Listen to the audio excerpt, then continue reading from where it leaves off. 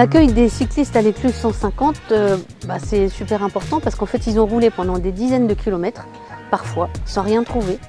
Parce qu'on n'est pas assez nombreux en fait à proposer des services d'alimentation, de restauration, d'accueil au sens large aussi. Donc déjà c'est essayer de se mettre à leur place, c'est-à-dire ils ont faim, ils ont froid, ils ont trop chaud, ils ont soif. Voilà, ça je pense que c'est important. On leur propose aussi des petits outils pour réparer le vélo. Ça fait partie de Accueil Vélo. Les touristes qui arrivent à vélo, en général, ils sont zen. Parce qu'ils ont pédalé, j'ai l'impression qu'ils sont remplis d'endorphines ou de sérotonine ou de je sais pas quoi, mais en tout cas, ils arrivent, ils sont contents. Quand on a acheté cette écluse, c'était un cadre vraiment paradisiaque. Et on savait qu'on était à un carrefour, il y avait des voitures qui pouvaient passer par cette jolie petite route là. Et le fait qu'il y ait le chemin de halage, c'était évident, comme on est sur la Vélodyssée, sur l'Eurovélo 1, et bien forcément on savait qu'il y aurait des vélos. Et comme le vélo et moi, on s'aime bien, on s'est toujours bien aimé, du coup c'est sympa quoi. On a l'impression qu'à l'Écluse 150, il y a de plus en plus de vélos, de plus en plus d'étrangers, mais aussi de Bretons, parce qu'il y a du tourisme breton. Alors la réaction des cyclistes quand ils arrivent ici, c'est assez magique. Parce que certains, ils ont l'impression de tomber sur une oasis dans un désert. Ils arrivent et ils disent oh, « Quand j'ai vu les parasols, je me suis dit, j'hallucine !» Moi, je trouve que ce canal, c'est la quiétude en fait. Il est assez extraordinaire parce qu'en fait, il n'y a pas beaucoup de croisements avec les routes. C'est souvent des petites routes. C'est tranquille, c'est paisible. On voit des animaux. Une fois, j'ai vu un sanglier. On voit parfois des chevreuils. Évidemment des hérons, des grandes aigrettes.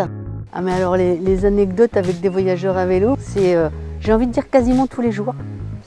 Mais il y en a une qui m'a marquée, plus que les autres. C'était avec un jeune homme qui s'appelle Thomas, qui est handicapé depuis sa naissance, qui est arrivé ici un jour où j'étais fermée. Je l'ai entendu me dire bonjour. Je me suis retournée, il voyageait à vélo, avec sa petite carriole derrière, sa petite caravane qu'il avait construite lui-même avec un copain paraplégique.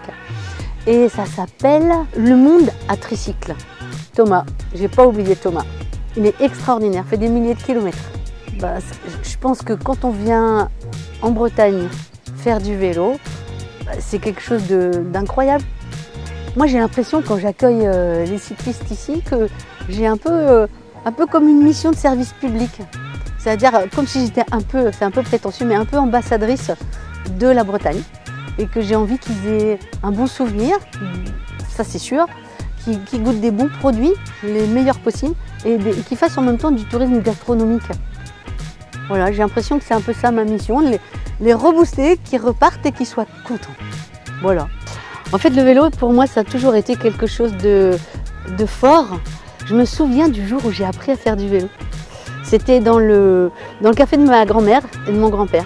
Là, j'arrive à plus de 60 ans et il m'a toujours accompagnée, mais toujours avec un sentiment de liberté, que ce soit dans le quartier ou ailleurs. Et puis maintenant, quand j'ai mes jours de congé, je vais voir une copine qui habite au bord du canal, à 2 écluses plus loin, je prends mon vélo, toujours. Alors pour moi, le Tour de France, forcément, ça rappelle des souvenirs d'enfance, de la caravane qui passe, de toutes les petites gadgets. Mais ça me rappelle un souvenir particulier parce qu'à Brest, il y a eu le départ du Tour de France. Et mon fils, il est jongleur, il est magicien. Il s'appelle Félix et il a eu l'honneur de jongler pour le départ du Tour de France. Moi, j'ai envie de dire aux touristes qui viennent cette année en Bretagne pour le Tour de France, qui profitent, qui s'engagent un peu sur les voies de vélo qu'on a chez nous. Elles sont magnifiques, elles sont vraiment paisibles, elles sont bien entretenues. Donc, bienvenue chez nous, profitez bien et je suis sûre qu'on aura du beau temps.